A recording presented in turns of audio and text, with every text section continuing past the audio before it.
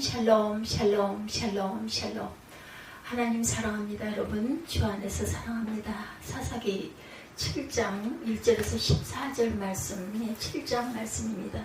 여룻바알이라는 기드온과 그를 따르는 모든 백성이 일찍 일어나 하루셈 곁에 진을 쳤고 미디안이 지녀온 그들의 북쪽이요 모레사나 골짜기에 있었더라. 야훼께서 기드온에게 이르시되 너를 따르는 백성이 너무 많은즉 내가 그들의 손에 미디안 사람을 넘겨주지 아니하리니 이는 이스라엘이 나를 거슬러 스스로 자랑하기를 내 손이 나를 구원하였다 할까 하느니라.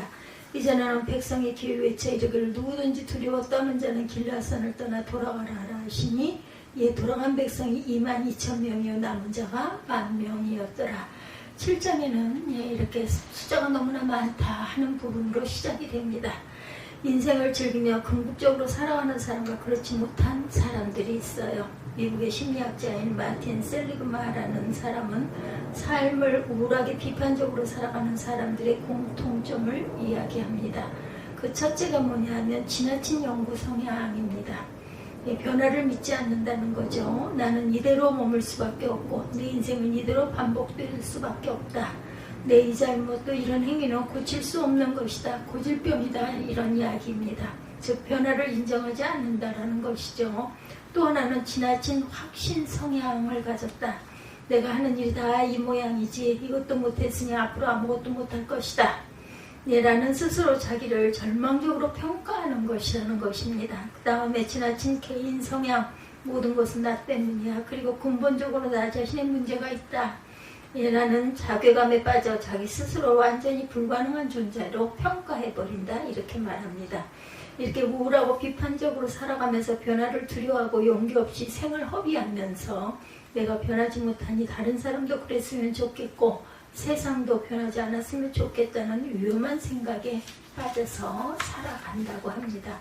한 여인이 정신과의사를 찾아가 의사를 찾아가서 자신의 남편에 대해서 불평을 시작을 합니다. 오늘 말씀이 7장 1절부터 14절이에요. 하루도 빠짐없이 부부싸움을 하는 통에 도저히 살 수가 없다라는 것이죠. 이 여인의 불평을 들은 의사가 처방을 해줘요. 병원 옆에 신비의 샘이 있습니다. 그 샘에 물을 담아가서 남편이 퇴근하면 한 모금 마시고 절대 삼키면 안 됩니다. 그날 밤 부인은 변함없이 늦게 들어온 남편 앞에 의사의 처방대로 신비의 물을 머금고 앉았어요.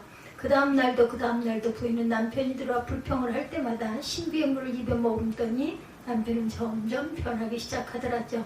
부인은 의사를 찾아가 선생님 신비의 샘물의 효능이 대단합니다. 그 처방전 이후에 남편이 달라졌어요 라고 신나서 말을 하더라죠. 그러자 의사는 그것은 신비의 샘물 때문이 아니라 당신의 침묵이 남편을 변화시켰어 라고 대답했다고 하죠. 원인을 밖에서 찾으면 답이 보이지 않습니다. 내가 먼저 멈추면 되죠. 내가 먼저 변하면 상대방도 변한다라는 것이죠. 근데 사람이 변화를 이루려면 변화를 꿈꾸는 사람이 되어야 한다. 비전을 말합니다. 무슨 일을 이루려면 난 안 돼 하고 지레 스스로를 포기하는 사람과 난 할 수 있어 라고 당당하게 맞서는 사람이 있는데 이 두 사람의 차이는 비전의 문제다. 곧 변화란 꿈이 있는 사람과 꿈이 없는 사람에 따라 그 결과가 달라진다라는 거죠. 그 다음 변화를 이루기 위해서는 두려워하지 말아라. 특별히 우리 조상들에게는 고향은 절대로 떠나서는 안 되는 것이라는 관념이 있었다고 그래요. 고향 떠나는 것 자체를 굉장히 두려워했다고 합니다. 고향을 떠난다는 것은 인생의 실패자가 되어서 아무것도 남는 것이 없을 때 떠나는 것이다 이렇게 생각을 했다는 거죠. 만주로 떠나신 어떤 분의 아버지 고향을 떠난다는 것은 여간 두려운 일이 아니었다고 그래요. 그것이 아닌 다른 곳에도 산다는 것은 있을 수 없는 일처럼 여겨졌다고 합니다. 이것이 변하지 못하게 만드는 큰 장벽이었다.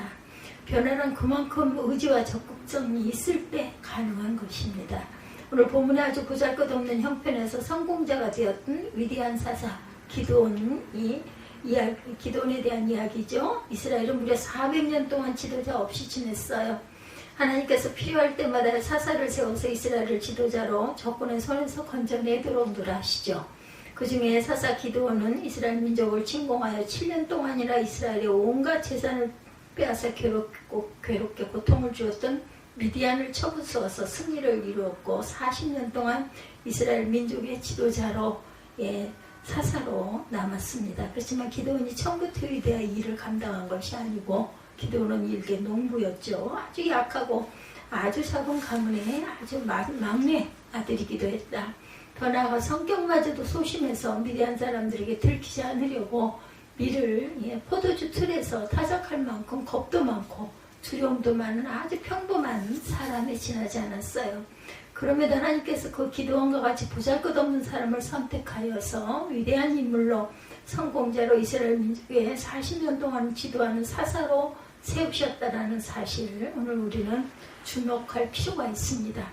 오늘 말씀을 잘 보면 기드온이 이런 위대한 일을 할 수 있었던 배경 속에 하나님이 그에게 보여준 것들이 있어요. 기드온에게는 이 위대한이라는 조건을 어떻게 이길 수 있을까 하는 걱정 때문에 잠을 못 이루고 있었던 거죠. 이 미디안이라는 조건을 어떻게 이길 수 있을까 항상 노심초사를 합니다. 그런데 어느 날 밤에 하나님께서 기드온에게 지시하시기를 미디안 진영에 몰래 내려가서 그 사람들이 뭐라고 하는지 잘 들어봐라 라고 말씀을 하시죠.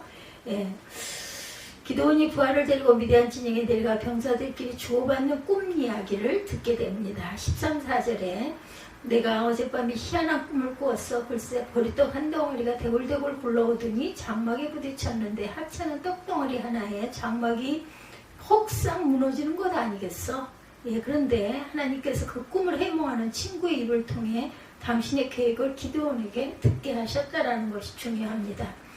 그 꿈은 이스라엘 사람 기드온이 우리 미디안과 모든 군대를 박살낸다는 꿈인데 얼마나 명확하고 구체적인 답입니까? 기드온은 하나님께서 왜 이렇게 무모한 일을 시키실까 했던 의문이 풀립니다. 잠시나마 불만을 했던 자신을 돌이켜 무척이한 미안한 마음이 든과 동시에 감사와 용기가 솟아오르게 하죠. 하나님의 의도와 뜻을 알지 못할 때 불안하고 두렵습니다. 또한 불만스럽고 한탄스럽습니다. 그러나 그 속에 있는 하나님의 계획과 뜻을 바라본다면 엄청난 은혜임을 알게 되죠. 분명한 사실은 하나님은 계획 없이 일하시는 분이 아니라는 것이죠. 아무런 의미도 없이 괜히 이 사람을 불안하게 하고 저 사람을 두렵게 하는 실없는 분이 아니라는 사실. 하나님께서 시킬 때는 불안도 은혜고 두려움도 은혜라는 분명한 사실만큼은 우리 모두가 기억해야 할 일입니다. 성경에서의 보리떡이 의미하는 바는 보잘것없는 평범한 것을 의미하죠. 짐승들이나 아주 가난한 사람이 먹을 수 있는 것이 보리떡입니다. 어디서나 쉽게 얻을 수 있는 평범하고 천한 음식. 그런데 오늘 성경의 기드온이 보리떡의 비유가 되고 있어요. 별나지도 않고 특출할 것도 없는 평범한 기드온은 오늘 우리의 개개인들을 대표하고 있습니다. 형편이 어렵다고 주의를 할 수 없는 것이 아니고 배우지 못했다고 그 사람을 하나님께서 물리치신 적은 없었다. 건강이 약하다고 하나님이 거부하시지도 않으십니다. 하나님은 보리떡을 쓰시는 분이시라는 것. 내 처지가 보리떡 같을지라도 최선을 다해서 섬기고 존중하는 믿음만 있다면 하나님은 그 사람을 통해 이 거대한 세상을 변화시키는 능력을 주신 분이라는 것. 하나님 보리떡 같은 제 인생을 쌀떡으로 바꿔 드리겠습니다. 보리떡인 내 처지가 입에 살살 먹는 케이크 같은 인생이 되면 그때 드리겠습니다. 하지 마시라는 겁니다. 다만 세상을 변화시키기 위하여 굴러가는 보리떡이 되면 돼요. 우리가 예수의 이름으로 봉사로 부르고 사랑으로 부르고 희생으로 부르고 용서로 부를 때 전도로 세상 속을 굴러다닐 때 비로소 이 세상은 변화가 된다라는 것. 요람된 말씀이지만 통계적으로 보면 교회 안에는 불평과 불만을 즐기는 그룹이 어디에나 꼭 있다고 합니다. 근데 이런 사람들의 특징은 대부분 움직여 일하기를 좋아하지 않는 사람들이라고 그러죠. 열심히 봉사하는 사람들을 절대로 불만하지 않아요. 봉사도 청소도 전도도 하지 않는 사람들 뒤에서 다른 사람 험담을 하고 한다라는 것이죠. 이런 사람을 가리켜서 주둥아리 그 형교인이라고 부른다고 그러네요.